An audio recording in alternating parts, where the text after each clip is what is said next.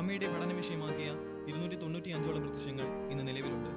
അതിൽ റോമിലെ മരിയാനം pontifical institute അംഗീകരിച്ചിരിക്കുന്നത് 12ഓളം പ്രത്യക്ഷങ്ങളാണ്. 1531 മെക്സിക്കോയിലെ ഗ്വാഡിലോപ്പ്, 1664 ഫ്രാൻസിലെ ലാവോസ്, 1831 ഫ്രാൻസിലെ റൂഡി ബാക്ക്, 1846 ഫ്രാൻസിലെ ലേ സാലറ്റ്, 1858 ഫ്രാൻസിലെ ലൂർദ്, 1871 ഫ്രാൻസിലെ പോണ്ട് മെയ്, 1879 അയർലൻഡിലെ നോക്ക്, 1917 പോർച്ചുഗലിലെ ഫാത്തിമ, 1932 ബെൽജിയത്തിലെ ബ്യൂറൈൻ, 1933 ബെൽജിയത്തിലെ ബെന്നെക്സ്. ബോസ്നിയയിലെ മഡ്ജിഗോറിയയിൽ ഇപ്പോഴും നടന്നുകൊണ്ടിരിക്കുന്ന പരിശുദ്ധമ്മയുടെ പ്രത്യക്ഷങ്ങളെ കുറിച്ച് സഭ വിശദമായി പഠിച്ചുകൊണ്ടിരിക്കുന്നു.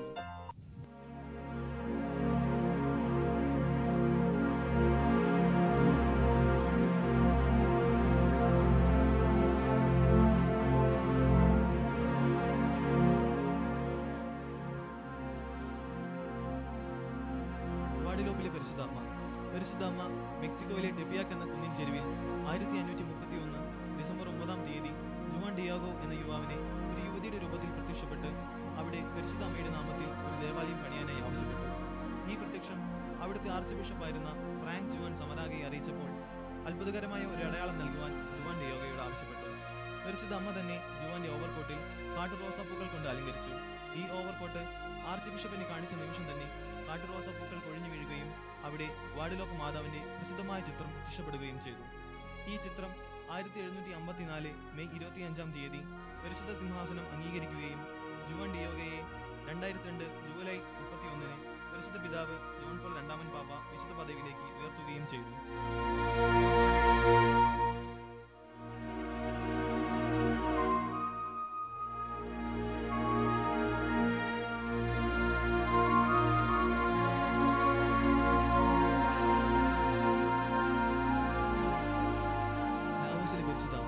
പാപികളുടെ സങ്കേതം. ബെനിയോറ്റ് റെൻകാറൽ എന്ന ആട്ടിടെ ബാലികയ്ക്ക് 3-ാം നൂറ്റാണ്ടിലെ രക്തസാക്ഷിയായ സെന്റ് മൗറിസ് പ്രത്യക്ഷപ്പെടുകയും ക്ലിൻസ് എന്ന സ്ഥലത്തേക്ക് പോകുവാൻ ആവശ്യപ്പെടുകയും അവിടെ വെച്ച് പരിശുദ്ധമ്മയെ കണ്ടുമുട്ടാൻ സാധിക്കുമെന്നും അറിയിച്ചു. 1664 മെയ് 16 ബെനിയോറ്റ് കിൻസിലേക്ക് പോകും വഴി പരിശുദ്ധ അമ്മ ഉണ്ണിയേശുവിനെ കൈകളിലെടുത്തുകൊണ്ട് പ്രത്യക്ഷപ്പെട്ടു. 4 മാസത്തോളം ഈ പ്രത്യക്ഷങ്ങൾ തുടർന്നുകൊണ്ടിരുന്നു. ഉണ്ണി ഈശോയുടെ നാമത്തിൽ ലാവോസിൽ ഒരു ചാപ്പൽ പണിയുവാനും അത് അനേകം പാപികളുടെ മാനസാന്തരത്തിനുള്ള ഒരു ഇടമായിരിക്കുമെന്ന് പരിശുദ്ധ മാതാവ് അറിയിച്ചു. 2008 മെയ് 5 ഈ പ്രത്യക്ഷം പരിശുദ്ധ സിംഹാസനം ഔദ്യോഗികമായി അംഗീകരിച്ചു.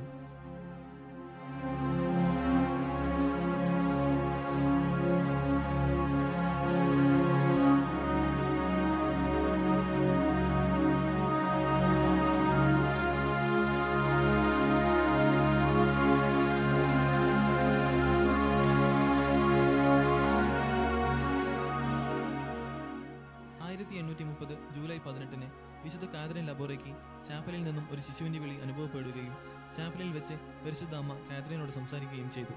നവംബർ 27 പരിശുദ്ധ ദൈവമാതാവ് ഭൂഗോളത്തിന് മുകളിൽ ഒരു ഓവൽ ഫ്രെയിമിനകത്ത് നിൽക്കുന്നതായി പ്രത്യക്ഷപ്പെട്ടു. ഫ്രെയിമിന്റെ ഒരു ഭാഗത്ത് ഇപ്രകാരം എഴുതിയിരിക്കുന്നതായി കാണപ്പെട്ടു: ഓ മറിയമേ, ഉത്ഭവ പാപമില്ലാതെ ജനിച്ചവളെ, പാപികളായ ഞങ്ങൾക്ക് വേണ്ടി പ്രാർത്ഥിക്കണമേ എന്നും ആ മെഡലിന്റെ മറുഭാഗത്ത് 12 നക്ഷത്രങ്ങളുടെ വലയവും വലയത്തിനുള്ളിൽ M എന്ന വലിയ അക്ഷരവും അക്ഷരത്തിന്റെ നടുവിൽ ഒരു കുരിശും അതിന് താഴെയായി മുൾമുടി അണിഞ്ഞ ഈശോയുടെ തിരുഹൃദയവും വാൾ തുളഞ്ഞു കയറിയ പരിശുദ്ധമ്മയുടെ വിമല ഹൃദയവും കാണപ്പെട്ടു. പരിശുദ്ധ അമ്മ കാതറിനോട് ഈ ചിത്രത്തിലേതുപോലുള്ള മെഡലുകൾ അവളെ കുമ്പസാരിപ്പിക്കുന്ന വൈദികനോട് ഉണ്ടാക്കുവാൻ നിർദ്ദേശിച്ചു. ഈ മെഡൽ ധരിക്കുന്നവർക്ക് ദൈവത്തിൽ നിന്നും വളരെയേറെ അനുഗ്രഹങ്ങൾ ലഭിക്കുമെന്ന് പരിശുദ്ധ അമ്മ വാഗ്ദാനം ചെയ്തു.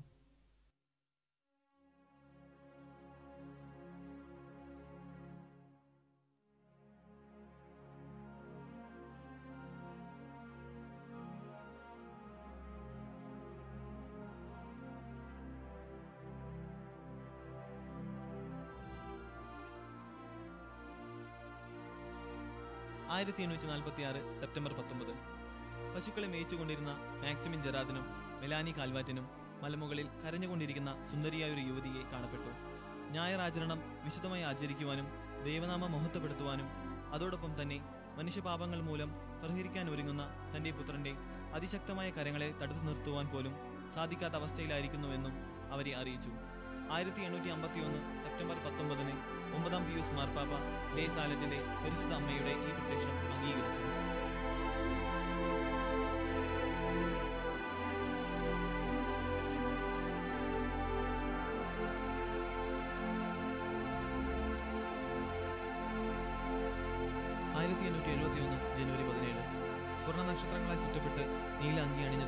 കറുത്ത ശിരോവസ്ത്രവും സ്വർണ്ണ കിരീടവും ധരിച്ച് ആകാശത്ത് പുഞ്ചിരിച്ചുകൊണ്ട് നിൽക്കുന്നതായി പരിശുദ്ധ അമ്മ യൂജിൻ എന്ന ബാലന് കാണപ്പെട്ടു.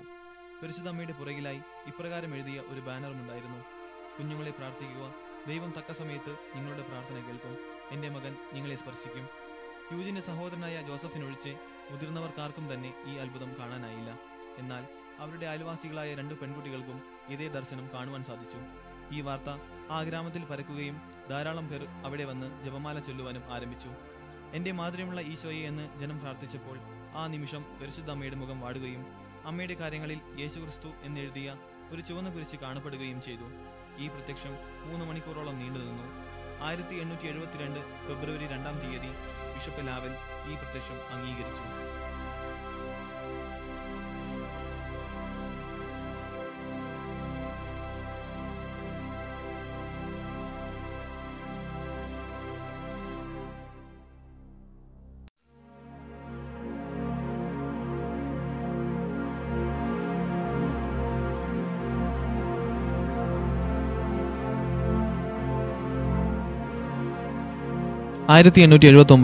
ഓഗസ്റ്റ് 21 ഏകദേശം 8 മണിയോടുകൂടി 5 വയസ്സിനും 75 വയസ്സിനും ഇടയിൽ പ്രായമുള്ള 15ഓളം പേർ അടങ്ങുന്ന ഒരു സംഘത്തിന് പരിശുദ്ധ അമ്മയും വിശുദ്ധ യൗസേപ്പിതാവും സുവിശേഷകനായ വിശുദ്ധ യോഹനാനും അയർലൻഡിലെ നോക്ക് എന്ന സ്ഥലത്തെ ഇടവക ദേവാലയത്തിൽ പ്രത്യക്ഷപ്പെട്ടു.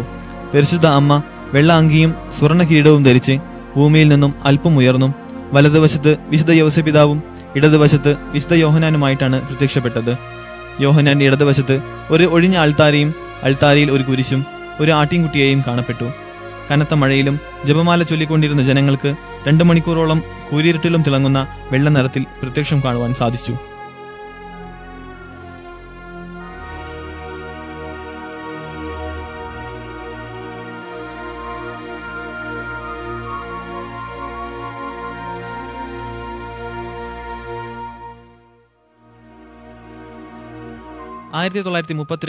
നവംബർ 29 മുതൽ 1933 ജനുവരി 3-ാം തീയതി വരെ 9 മുതൽ 15 വയസ്സ് വരെ പ്രായമുള്ള 5 കുഞ്ഞുങ്ങൾക്ക് 33 തവണ ബെൽജിയത്തിലെ ബേറിംഗ് എന്ന സ്ഥലത്ത് പരിശുദ്ധ അമ്മ പ്രത്യക്ഷപ്പെട്ടു. മിക്കവാറും എല്ലാ പ്രത്യക്ഷങ്ങളും സ്കൂളിലെ പൂന്തോട്ടത്തിലാണ് നടന്നത്. അവിടെ ഒരു ചാപ്പൽ പണിയുവാനും ഞാൻ അമലോത്ഭവിയാകുന്നു എന്ന് അവരോട് പ്രഖ്യാപിക്കുകയും ചെയ്തു. 3 തവണ പ്രാർത്ഥിക്കുക എന്ന് പറഞ്ഞുകൊണ്ട് മാതാവിന്റെ സ്വർണ്ണ നിറമുള്ള വിമല ഹൃദയം അവരെ കാണിച്ചു. പരിശുദ്ധ സിംഹാസനം 1949 ഈ പ്രത്യക്ഷത്തിന് അംഗീകാരം കൊടുത്തു.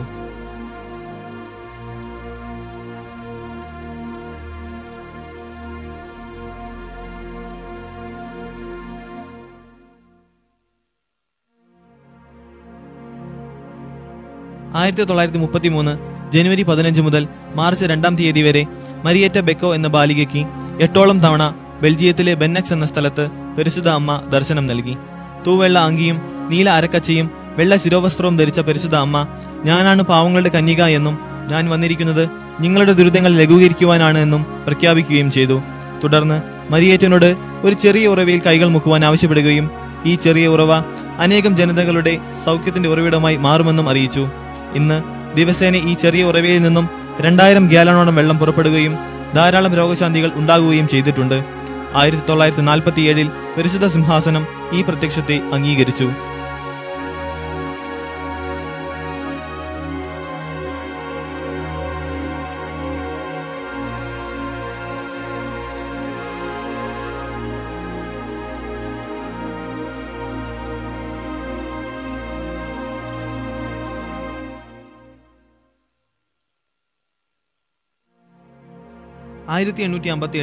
ഫെബ്രുവരി 11 മുതൽ ജൂലൈ 16 വരെ വിശുദ്ധ ബർണാദീത്തയ്ക്ക് 18ഓളം ദർശനങ്ങൾ പരിശുദ്ധ അമ്മയിൽ നിന്നും ഫ്രാൻസിലെ ലൂർദ് എന്ന സ്ഥലത്ത് വെച്ച് ലഭിച്ചു. മാർച്ച് 25-ാം തീയതി തന്റെ 16ാമത്തെ പ്രത്യക്ഷത്തിൽ പരിശുദ്ധ അമ്മ, ഞാൻ അമലോത്ഭവിയാകുന്നു എന്ന് പ്രഖ്യാപിച്ചു. 1862 9-ാം പിയൂസ് മാർപ്പാപ്പ ഈ പ്രത്യക്ഷങ്ങൾ അംഗീകരിക്കുകയും ജോൺ പോൾ 2-ാമൻ മാർപ്പാപ്പ 3 തവണ ലൂർദ് സന്ദർശിക്കുകയും ബെനഡിക്ട് 16-ാമൻ മാർപ്പാപ്പ മാതാവ് പ്രത്യക്ഷപ്പെട്ടതിന്റെ 150-ാം വാർഷികത്തിൽ പങ്കെടുക്കുകയും ചെയ്തു. ലൂർദിൽ മാതാവ് പ്രത്യക്ഷപ്പെട്ടതിന്റെ ഓർമ്മയ്ക്കായി ദേവാലയങ്ങൾ തോറും ഗ്രോട്ടോകൾ പണിത് ജനങ്ങൾ പ്രാർത്ഥിക്കുവാനും ആരംഭിച്ചു.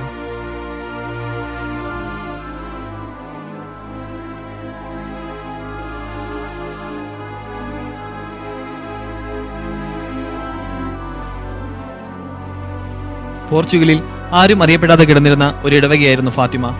ഫാത്തിമ ഇടവകയിലെ അൽജസ്ട്രൽ ഗ്രാമത്തിലെ കൊവാദ ഇരിയ എന്ന താഴ്വര ഇന്ന് ലോക പ്രശസ്തമാണ്.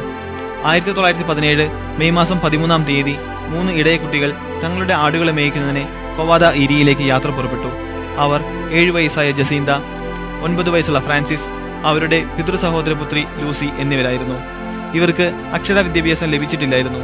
അതിൽ ലൂസി മാത്രമേ പ്രഥമ ദിവ്യകാരുണ്യം സ്വീകരണം നടത്തിയിരുന്നുള്ളൂ.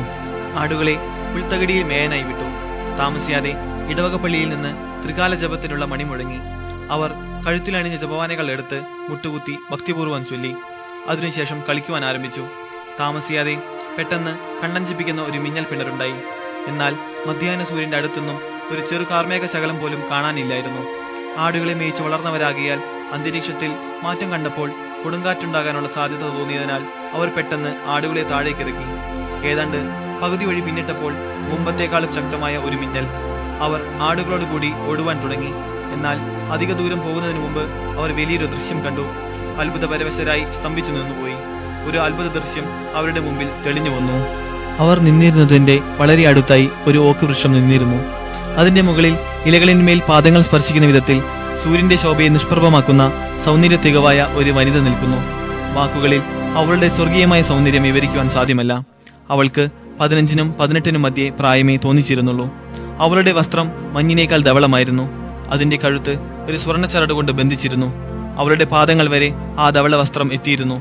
ഒരു സ്വർണ്ണാലങ്കൃതമായ മൂടുപടം അവളുടെ ശിരസിനെയും തോളുകളെയും മറച്ചുകൊണ്ട് പാദം വരെ നീണ്ടുകിടന്നു. ഇരു കരങ്ങളും പ്രാർത്ഥിക്കാൻ എന്ന പോലെ നെഞ്ചോട് ചേർത്ത് വെച്ചിരുന്നു. അവളുടെ കയ്യിൽ തിളങ്ങുന്ന മുത്തുകളോടും വെള്ളിക്കുരിശോടും കൂടിയ വലിയൊരു ജപമാല തൂങ്ങിക്കിടന്നിരുന്നു. ഒരു പ്രകാശവലയം അവളുടെ ചുറ്റും കാണപ്പെട്ടു. അത്ഭുത സ്തബ്ധരായി നിൽക്കുകയാണ് കുട്ടികൾ. എങ്ങും ഒരു സ്വർഗീയ ശാന്തത. നിശബ്ദതയെ ഭഞ്ജിച്ച് ധൈര്യപൂർവ്വം ലൂസി ചോദിച്ചു, അങ്ങ് എവിടെ നിന്ന് വരുന്നു? കന്യക പ്രതിവചിച്ചു, ഞാൻ സ്വർഗത്തിൽ നിന്ന് വരുന്നു. സ്വർഗത്തിൽ നിന്നോ? എന്തിനിവിടെ വന്നു? ഞാൻ ഇവിടെ വന്നത് നിങ്ങളോട് ഒരു കാര്യം ആവശ്യപ്പെടുവാനാണ്. വരുന്ന 6 മാസം ഇതേ ദിവസം ഇതേ മണിക്കൂറിൽ നിങ്ങൾ 3 പേരും ഇവിടെ വരണം. ഞാൻ ആരെന്നും എന്താവശ്യപ്പെടുന്നുവെന്നും ഒക്ടോബർ മാസത്തിൽ നിന്നോട് ഞാൻ പറയാം. സ്വർഗത്തിൽ നിന്നാണ് കന്യക വന്നതെന്ന് കേട്ടപ്പോൾ ലൂസി നിഷ്കളങ്കമായി ചോദിച്ചു, എങ്കിൽ ഞങ്ങൾ സ്വർഗത്തിൽ പോകുമോ? നീയും ജസീന്തായും പോകും. എന്നാൽ ഫ്രാൻസിസ് ധാരാളം കൊന്ത ചൊല്ലണം. എന്തോ ചിലത് നടക്കുന്നുണ്ടെന്ന് ഫ്രാൻസിസിന് തോന്നിയെങ്കിലും അവനെ ആരെയും കാണുവാൻ കഴിഞ്ഞില്ല. ആയതിനാൽ ലൂസി സംസാരിക്കുന്ന ഭാഗത്തേക്ക് ഒരു കല്ലെറിയുവാൻ അവൻ നിശ്ചയിച്ചു. അപ്പോൾ ലൂസി സംഭ്രമത്തോടുകൂടി പരിശുദ്ധ കന്യകയോട് ചോദിച്ചു, എന്തുകൊണ്ടാണ് അവന് അങ്ങയെ കാണാൻ കഴിയാത്തത്? ഉടൻ ഉത്തരം കിട്ടി, അവനോട് കൊന്ത ചൊല്ലുവാൻ പറയുക, അപ്പോൾ അവൻ എന്നെ കാണാം. ലൂസിയുടെ നിർദ്ദേശപ്രകാരം ഫ്രാൻസിസ് അവന്റെ കൊന്തയെടുത്ത് ചൊല്ലുവാൻ തുടങ്ങി. 5ഓ 6ഓ നന്മ നിറഞ്ഞ മറിയം ചൊല്ലിക്കഴിഞ്ഞപ്പോൾ അവനും ആ സ്വർഗീയ സുന്ദര രൂപം കാണാനായി. എന്നാൽ ഫ്രാൻസിസിനെ അവസാന ദർശനം വരെ കന്യകയെ കാണുവാൻ സാധിച്ചിരുന്നെങ്കിലും സംസാരം കേൾക്കുവാൻ കഴിഞ്ഞിരുന്നില്ല. അവരെ പരിശുദ്ധ കന്യക വലിയ രഹസ്യങ്ങൾ സ്വീകരിക്കുവാൻ ഒരുക്കി തുടങ്ങി. അവർ വളരെയേറെ സഹിക്കേണ്ടി വരുമെന്നും മുന്നറിയിപ്പും കൊടുത്തു. അവർ പരിശുദ്ധ കന്യകയ്ക്ക് സമ്മതം മൂളി. ഒന്നും മനസ്സിലായില്ലെങ്കിലും ഉടൻ പരിശുദ്ധ കന്യക അവളുടെ കാര്യങ്ങൾ വീശി. അതിൽ നിന്ന് അത്ഭുതകരമായ പ്രകാശകിരണങ്ങൾ അവരിലേക്ക് തുളച്ചു കയറി. അവർ അവാച്യമായ ദൈവിക സന്തോഷത്താൽ പൂരിതരായി.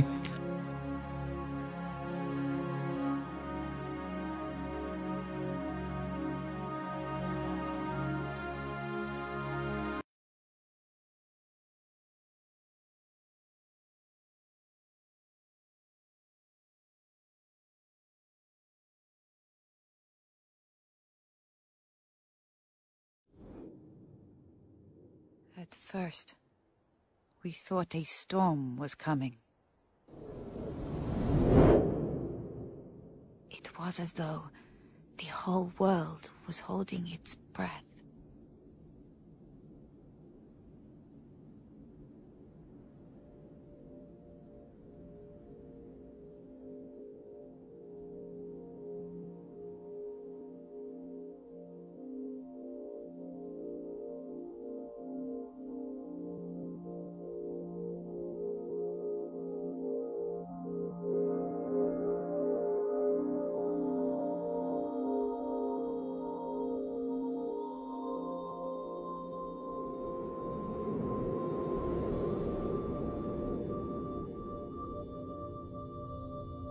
Then we saw her, a lady more brilliant than the sun.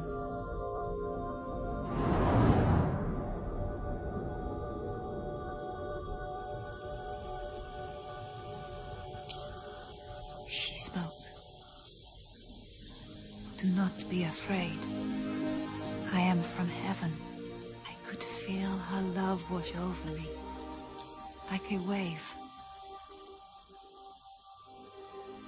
She asked us if we would be willing to suffer for God, for our suffering would save so many sinners. When we said yes,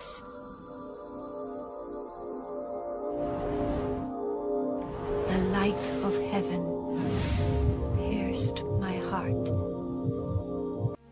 1917 June 13 പരിശുദ്ധ കന്യക വീണ്ടും പ്രത്യക്ഷപ്പെട്ടപ്പോൾ ലോകസമാധാനത്തിനു വേണ്ടി എല്ലാ ദിവസവും കൊന്തച്ചൊല്ലി പ്രാർത്ഥിക്കുവാൻ കുട്ടികളോട് നിർദ്ദേശിച്ചു.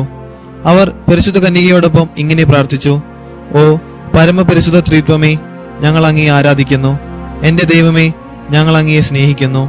ഇത്രയും പറഞ്ഞിട്ട് പാദങ്ങൾ ചലിപ്പിക്കാതെ പൂർവ്വദിക്കിന് അഭിമുഖമായി നീങ്ങിക്കൊണ്ട് സൂര്യപ്രകാശത്തിൽ പരിശുദ്ധ കന്യക അപ്രത്യക്ഷയായി.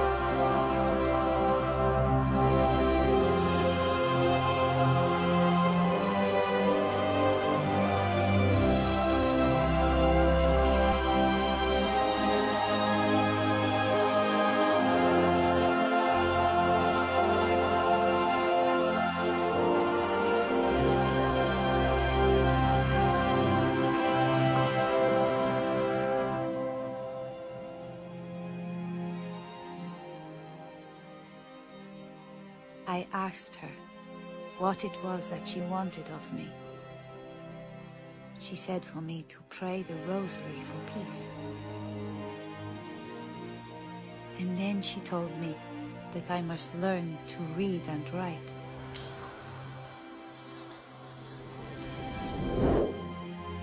For I would make her message known to the world.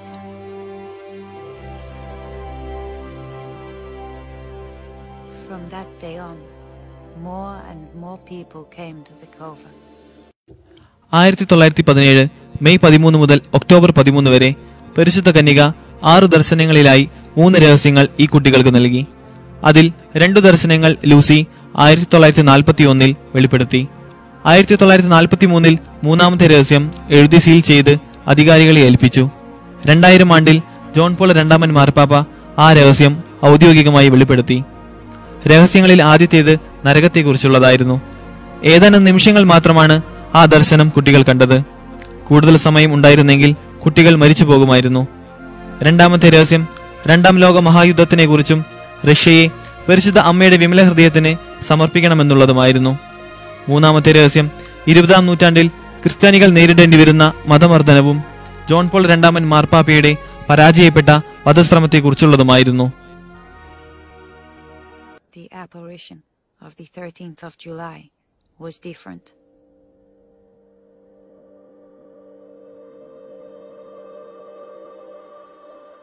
The lady appeared just as she had before. But this time, there was a sadness about her.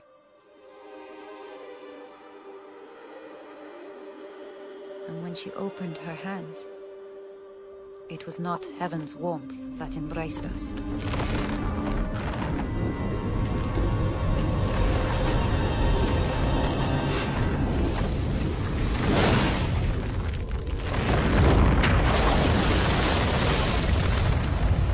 But the fires of hell.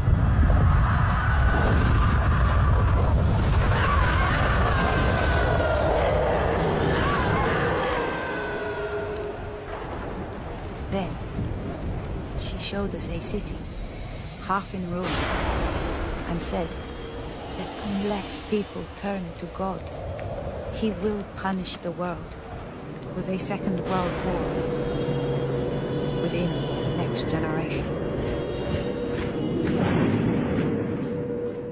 To prevent this, she would come back to ask for the Pope to consecrate Russia to her Immaculate Heart.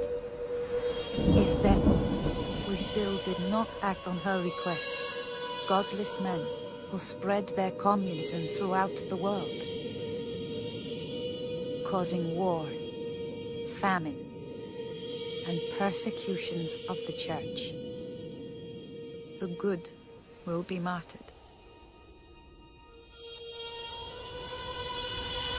The Holy Father will have much to suffer.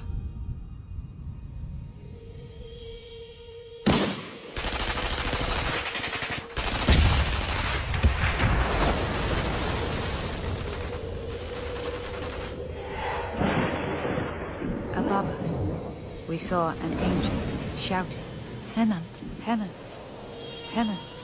He pointed the swords towards the earth, as if to set the world on fire. But the flames were stopped by the splendor that Our Lady radiated towards him. She said, in the end, her Immaculate Heart will triumph, and a period of peace will be granted. ഭീകരമായ നരകദർശനം കാണിച്ചു കൊടുത്തതിനു ശേഷം പരിശുദ്ധ അമ്മ കുട്ടികളെ ശക്തമായ ഒരു പ്രാർത്ഥന പഠിപ്പിച്ചു. ഓ എന്റെ ഈശോയെ, ഞങ്ങളുടെ പാപങ്ങൾ പൊറുക്കണമേ, നരകാഗ്നിയിൽ നിന്നും ഞങ്ങളെ രക്ഷിക്കണമേ. എല്ലാ ആത്മാക്കളെയും, വിശിഷ്യ അങ്ങേ സഹായം കൂടുതൽ ആവശ്യമുള്ള എല്ലാ ആത്മാക്കളെയും സ്വർഗത്തിലേക്ക് ആനയിക്കണമേ. ഇന്ന് ഈ പ്രാർത്ഥന ഫാത്തിമ സുഹൃതം എന്ന പേരിൽ അറിയപ്പെടുന്നു. ജപമാലയിൽ ത്രിത്വസ്തുതിക്ക് ശേഷം ഇന്ന് ഈ പ്രാർത്ഥന ചൊല്ലുന്നു. 1917 മെയ് 13 തീയതി നടന്ന ആദ്യ ദർശനത്തിൽ കുട്ടികൾ 3 പേർ മാത്രമാണ് ഉണ്ടായിരുന്നത്. രണ്ടാം ദർശനത്തിൽ 50ഓളം പേരുണ്ടായിരുന്നു. മൂന്നാമത്തെ ദർശനത്തിൽ 4000-നും 5000-നും ഇടയിൽ ആളുകളുണ്ടായിരുന്നു. 1917 ഓഗസ്റ്റ് 13 പരിശുദ്ധ കന്യക പ്രത്യക്ഷപ്പെടേണ്ട ദിവസമാണിന്ന്. കാലത്തു തന്നെ കൊവാദ ഏരിയ മനുഷ്യ സമുദ്രമായി മാറി. എന്നാൽ അന്ന് ലൂസി, ജസീന്ത, ഫ്രാൻസിസ് എന്നിവരെ നാടകീയമായ രീതിയിൽ ഗവൺമെന്റ് അറസ്റ്റ് ചെയ്തു. അധികാരികൾ കുട്ടികളെ ഇടവക വികാരിയുടെ സമീപത്തെത്തിച്ചു. വികാരിയച്ഛൻ അവരോട് ദർശനങ്ങളെ കുറിച്ച് ചോദിക്കുവാൻ നിർബന്ധിതനായി. എന്നാൽ എന്തു വന്നാലും പരിശുദ്ധ കന്യക നൽകിയ രഹസ്യങ്ങൾ പുറത്തുവിടില്ല എന്ന് കുട്ടികൾ ദൃഢനിശ്ചയം ചെയ്തു. അതിനാൽ അവരെ ജയിലിലേക്ക് മാറ്റി. കത്തിച്ചു കളയുമെന്ന് പോലും ഭീഷണിപ്പെടുത്തി. എന്നാൽ പരിശുദ്ധ കന്യകയോടുള്ള സ്നേഹനിമിത്തം ഇതൊന്നും അവരുടെ മുമ്പിൽ വില പോയില്ല. ഈ കുട്ടികളുടെ ദൃഢനിശ്ചയം ഒരു ജയിൽ പുള്ളികളെ പോലും വിസ്മയിപ്പിച്ചു. കുട്ടികൾ ജപമാല ചൊല്ലുവാൻ ആരംഭിച്ചു. എല്ലാ തടവ് പുള്ളികളും കുട്ടിന്മേൽ നിന്ന് കൊന്ത ചൊല്ലി. ഇതെല്ലാം കണ്ട് കുട്ടികളെ ജയിൽ വിമുക്തരാക്കി. 1917 ഒക്ടോബർ 13 അങ്ങനെ ലോകം മുഴുവൻ ഫാത്തിമയിലേക്ക് ഉറ്റുനോക്കിക്കൊണ്ടിരുന്ന ദിനങ്ങൾ അടുത്തു. ലോകം മുഴുവൻ ഫാത്തിമയും ദർശനങ്ങളും ഇടയക്കുട്ടികളുമായിരുന്നു സംസാര വിഷയം. സഭാവിരുദ്ധരുടെ വളരെ ശക്തമായ എതിർപ്പുകൾ ഉണ്ടായി. ദർശന വൃക്ഷത്തിന് സമീപത്ത് ബോംബ് വെച്ച് തകർക്കുമെന്നുവരെ ഭീഷണിയുണ്ടായി. ഇത്തവണ കുട്ടികളുടെ മാതാപിതാക്കളും ഭയപ്പെട്ടു. എന്നാൽ കുട്ടികൾക്ക് യാതൊരു കുലുക്കവും ഉണ്ടായില്ല. അവർ പരിശുദ്ധ കന്യകയുടെ സ്വർഗീയ ശക്തി കൊണ്ട് മുദ്രണം ചെയ്തിരുന്നു. ലോകത്തിന്റെ ഭീഷണിയെല്ലാം അവരുടെ മുമ്പിൽ നിസ്സാരമായിരുന്നു. സംഭവങ്ങൾ നേരിട്ട് കാണുവാൻ തന്നെ ജനങ്ങൾ തീരുമാനിച്ചു. ഒക്ടോബർ 12 തീയതി മുതൽ ഫാത്തിമയിലെ സകല വഴികളും ശബ്ദം ഉഗരിതമായി. എങ്ങും ജപമാല പ്രദക്ഷിണങ്ങൾ.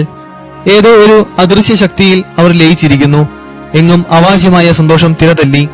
പല നിരീശ്വരവാദികളും സംഭവം നേരിട്ട് കാണുവാൻ നിശ്ചയിച്ചു. പത്രങ്ങളുടെ കണക്കനുസരിച്ച് അന്ന് ഏകദേശം 70,000-ലധികം ആളുകൾ ഉണ്ടായിരുന്നു. സംഭവത്തിന്റെ വിവിധ ഫോട്ടോകൾ എടുക്കുവാൻ ഫോട്ടോഗ്രാഫർമാരും വാർത്തകൾ ശേഖരിക്കുവാൻ പത്രക്കാരും നിറഞ്ഞിരുന്നു. എവിടെയും വലിയ ആകാംക്ഷ മുറ്റിനിന്നു. കാരണം എന്ത് അത്ഭുതമാണ് നടക്കുവാൻ പോകുന്നതെന്ന് ആർക്കും തന്നെ അറിയില്ലായിരുന്നു. എന്നാൽ 13 തീയതി എല്ലാവരുടെയും പ്രതീക്ഷകൾ തെറ്റിച്ചുകൊണ്ട് കനത്ത മഴ പെയ്തുകൊണ്ടിരുന്നു. പ്രഭാതം ഇരുളടഞ്ഞതും ആയിരുന്നു. നല്ല തണുപ്പുമുണ്ടായിരുന്നു. എന്നാൽ പ്രതികൂല കാലാവസ്ഥയൊന്നും തന്നെ ജനങ്ങളെ നിരാശരാക്കിയില്ല. സന്ദർശന സമയമാകുമ്പോഴേക്കും കോവാദ ഏരിയ നല്ലൊരു ചൊളിക്കുണ്ടായി മാറി. തണുപ്പുകൂടി പലരും വിറയ്ക്കുവാൻ തുടങ്ങി. സൂര്യനെ കാണാനേ ഉണ്ടായിരുന്നില്ല. പെട്ടെന്ന് ലൂസി വിളിച്ചു പറഞ്ഞു, എല്ലാവരും കുടകൾ ചുരുക്കുവിൻ. ഒരു വെള്ളമേഘം വന്ന് ദർശന വൃക്ഷത്തെ മൂടി. അതൊരു കുന്തിരിക്കത്തിന്റെ പുക പോലെ കുട്ടികളെയും ആവരണം ചെയ്തു. എന്നാൽ കുട്ടികൾ ഒഴികെ ആർക്കും തന്നെ പരിശുദ്ധ കന്യകയെ കാണുവാൻ കഴിഞ്ഞില്ല. അന്ന് പരിശുദ്ധ കന്യക ലോകത്തോട് പ്രഖ്യാപിച്ചു, ഞാൻ ജപമാല രാജ്ഞിയാണ്. പിന്നീട് പരിശുദ്ധ കന്യക കുട്ടികളോട് യാത്ര പറഞ്ഞതിന് ശേഷം അവളുടെ കൈകൾ വിരിച്ച് അവയിൽ നിന്നും സൂര്യന്റെ നേരെ പ്രകാശകദ്രികൾ വർഷിച്ചു. ഉടൻ തന്നെ കുട്ടികൾക്ക് ദിവ്യ ദർശനങ്ങൾ കാണുവാൻ തുടങ്ങി. ഇതും മറ്റുള്ളവർക്ക് ദൃശ്യമായിരുന്നില്ല. ജപമാല രാജ്ഞി വെള്ളവസ്ത്രം ധരിച്ച് നീല ശിരോവസ്ത്രമണിഞ്ഞ് സൂര്യനേക്കാൾ പ്രകാശപൂർണിയായി സൂര്യന്റെ വലതുവശത്തും, വിശുദ്ധ യൗസപിതാവ് ചുവന്ന വസ്ത്രം ധരിച്ച് ഉണ്ണീശോ എടുത്തുകൊണ്ട് ഇടതുവശത്തും പ്രത്യക്ഷമായി. രണ്ടാമതായി യേശുവിന് പ്രായപൂർത്തി വന്ന ഒരാളായി സൂര്യന്റെ വലതുവശത്ത് ലോകത്തെ അനുഗ്രഹിച്ചുകൊണ്ട് നിൽക്കുന്നതായും വ്യാകുലമാതാവിന് ഇടതുവശത്തും കാണപ്പെട്ടു. മൂന്നാമതായി വ്യാകുലനാഥയുടെ സ്ഥാനത്ത് കയ്യിൽ ഉത്തരീയവുമായി കരബലനാഥ പ്രത്യക്ഷപ്പെട്ടു. അവിടെ കൂടിയുന്നവർക്ക് വേണ്ടിയും ലോകത്തിനു വേണ്ടിയും പരിശുദ്ധ അമ്മ വലിയൊരു അത്ഭുതം പ്രവർത്തിച്ചു. അന്നുവരെ ലോകം കണ്ടിട്ടില്ലാത്ത ഒരു മോഹന ദൃശ്യം എല്ലാവരും കണ്ടു. പെട്ടെന്ന് മേഘങ്ങൾ അകന്നുമാറി അളവില്ലാത്ത വിസ്തൃതിയിൽ നീരാകാശപ്പരപ്പ് കാണപ്പെട്ടു. മേഘമില്ലാത്ത സ്ഥലത്ത് സൂര്യനെ പൂർണ്ണ പ്രകാശത്തോടെ കാണാനായി. അത്യുജ്വല പ്രകാശമുണ്ടായിട്ടും കണ്ണുകൾ മഞ്ഞളിക്കാതെ എല്ലാവർക്കും സൂര്യനെ നോക്കാമായിരുന്നു. പെട്ടെന്ന് സൂര്യൻ വിറയ്ക്കുവാനും കുലുങ്ങുവാനും അതിവേഗം ചലിക്കുവാനും തുടങ്ങി. അവസാനം ഒരു അഗ്നിചക്രം പോലെ സ്വയം കറങ്ങുകയും പ്രകാശരശ്മികൾ നാലുപാടും വിവിധ വർണ്ണങ്ങൾ വാരിവിതറുകയും ചെയ്തു. അവ മേഘങ്ങൾക്കും വൃക്ഷങ്ങൾക്കും പാറകൾക്കും നിറഞ്ഞു കവിഞ്ഞ ജനാവലിയുടെ വസ്ത്രങ്ങൾക്കും വിവിധ നിറങ്ങൾ പകർന്നു. ജനങ്ങൾ പലരും പല നിറങ്ങളിൽ കാണപ്പെട്ടു. ഇങ്ങനെ പലതവണ സംഭവിച്ചു. ജനസമൂഹത്തിന് പറഞ്ഞറിയിക്കുവാൻ പറ്റാത്ത അത്രയും സന്തോഷമായി.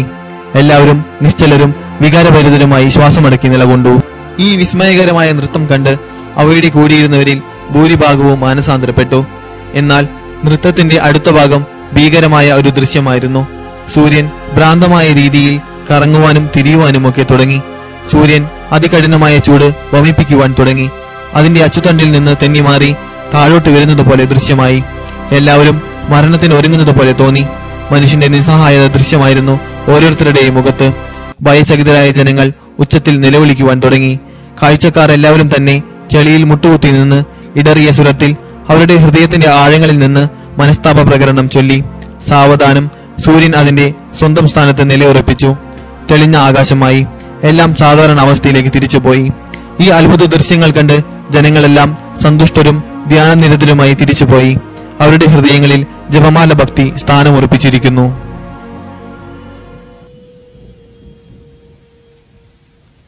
What if she doesn't come today? What if she won't come anymore? She promised.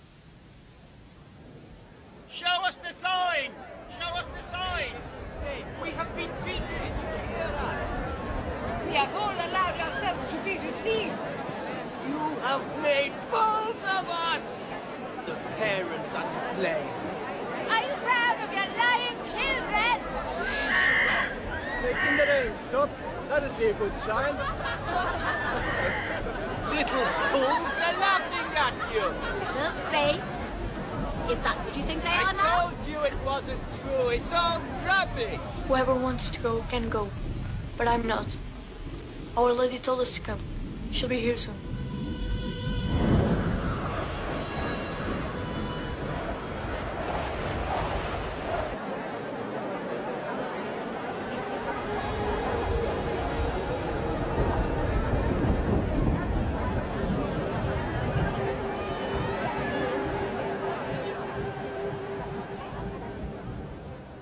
It stopped raining.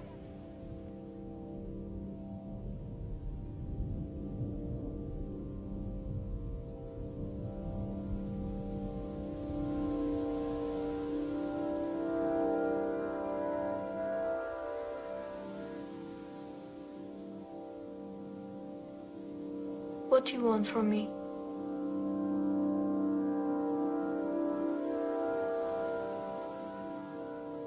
Of all the things said to us that day, what impressed me most deeply was her tender sorrow. She said that we must turn to God, for He is already so much offended. She spoke so gently, but with so much pain. I wanted to spread her words throughout the whole world.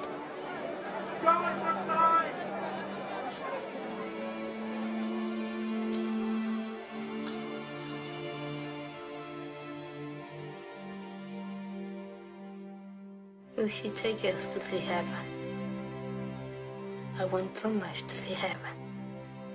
She told me that she would take Francisco and Jacinta to heaven very soon. But I would have to stay. Am I to stay here alone? She told me not to be afraid, for she would be with me always.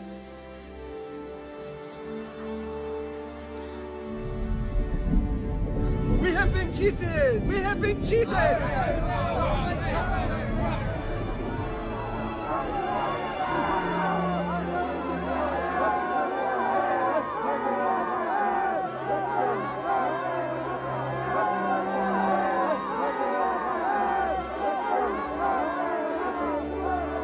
Holy Queen of the Rosary, you promised a miracle.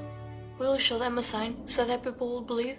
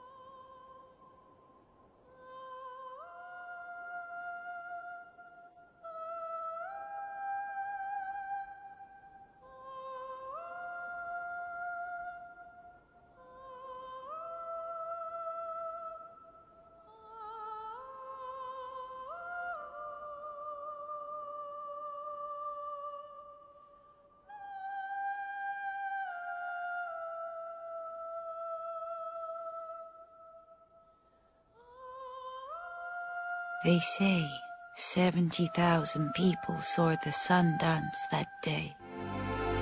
ഓ എന്റെ ഈശോയെ, ഞങ്ങളുടെ പാപങ്ങൾ പൊറുക്കണമേ, നരകാഗ്നിയിൽ നിന്നും ഞങ്ങളെ രക്ഷിക്കണമേ.